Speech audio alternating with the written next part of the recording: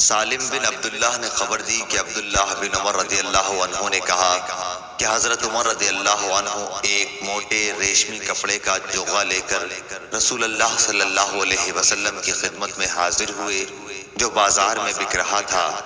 کہنے لگے یا رسول اللہ صلی اللہ علیہ وسلم، آپ اسے خرید لیجئے اور عید اور وفود کی پذیرائی کے لیے اسے پہن کر زینت فرمایا کیجئے۔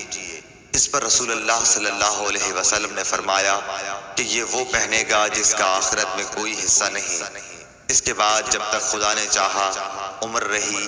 پھر ایک دن رسول اللہ صلی اللہ علیہ وسلم نے خود ان کے پاس ایک ریشمی چوغا تحفے میں بھیجا۔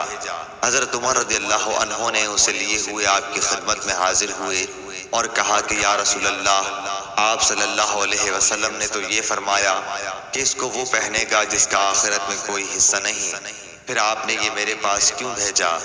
رسول اللہ صلی اللہ علیہ وسلم نے فرمایا کہ میں نے اسے تیرے پہننے کو نہیں بھیجا، بلکہ اس لیے کہ تم اسے بیچ کر اس کی قیمت اپنے کام میں لاؤ۔ صحیح بخاری حدیث نمبر 948۔